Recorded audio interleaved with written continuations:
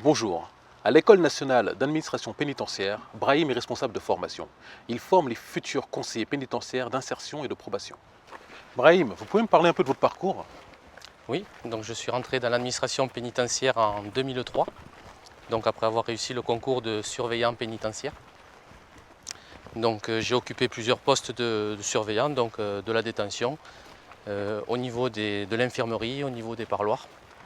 Ensuite, dès que j'ai eu la possibilité, j'ai passé en interne le concours de conseiller pénitentiaire d'insertion et de probation. Donc j'ai pu travailler aussi bien en milieu fermé qu'en milieu ouvert. Et ensuite, en 2012, j'ai passé la sélection de responsables de formation, ce qui me permet de travailler aujourd'hui à l'École nationale de l'administration pénitentiaire. Et qu'est-ce qu'un conseiller pénitentiaire d'insertion et de probation? Alors, tout d'abord, c'est un agent du service public qui fait partie du ministère de la Justice. Donc, il prend en charge des personnes qui sont placées sous main de justice, qu'elles soient prévenues ou condamnées. Donc, il est amené à travailler aussi bien en milieu fermé qu'en milieu ouvert. Donc, en milieu fermé, maison d'arrêt, maison centrale, centre de détention, et milieu ouvert, service pénitentiaire d'insertion et de probation. Donc à ce titre, il participe à la réinsertion des personnes placées sous main de justice et de ce fait, il lutte contre la récidive. Et comment les candidats peuvent-ils se préparer au concours? Alors tout d'abord en allant sur le site du ministère de la Justice, en tapant métier.justice.gouv.fr, d'accord. Et sinon en allant voir aussi les annales des années précédentes pour se préparer vraiment aux épreuves. Moi personnellement, je leur conseillerais aussi d'être attentif à l'actualité, surtout avant d'arriver au niveau des épreuves orales, puisqu'il risque d'y avoir des questions justement portant sur l'actualité. Et qu'allez-vous leur apprendre à l'École nationale d'administration pénitentiaire? Alors à l'issue de leur concours, ils vont arriver à l'École nationale de l'administration pénitentiaire et vont être nommés élèves conseillers pénitentiaires d'insertion et de probation. Donc ils vont être rémunérés, ils vont être nourris et logés au niveau de l'école. Pendant ces 2 années, donc la première année, il va y avoir des cycles en alternance en stage et à l'école. À l'école, on va essayer de leur apprendre toute la partie théorique, des éléments de communication, comment mener un entretien, des écrits, toute la partie droit pénitentiaire, ainsi que les caractéristiques des personnes qui sont placées sous main de justice.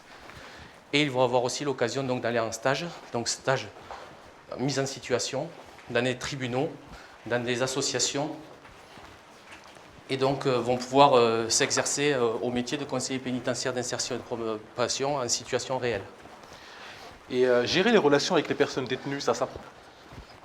Alors, gérer les relations avec les détenus, oui, ça s'apprend.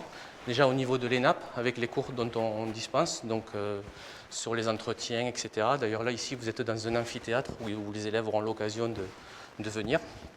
Ensuite, au niveau des mises en situation qu'on va faire, les études de cas qui vont être amenées à étudier, mais aussi en formation au niveau des stages, puisqu'ils vont être mis en situation devant des personnes qui sont suivies réellement.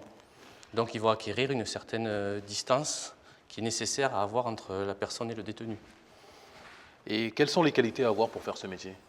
Alors étant donné qu'on travaille beaucoup avec de l'humain, c'est vrai que le sens relationnel, ce serait bien le sens relationnel déjà, une qualité requise je pense, et aussi une qualité d'adaptation, puisqu'ils vont être amenés, juste comme je vous le disais tout à l'heure, à travailler aussi bien en milieu ouvert qu'en milieu fermé, donc ils vont être amenés à s'adapter vraiment à diverses situations. Et ensuite, pour finir, je dirais la patience, parce que des fois on attend des résultats par rapport au travail que l'on fournit, et les résultats des fois mettent du temps à arriver. Et est-ce qu'une évolution est possible dans ce métier? Alors une évolution est possible en interne en passant par exemple le concours de directeur pénitentiaire d'insertion et de probation.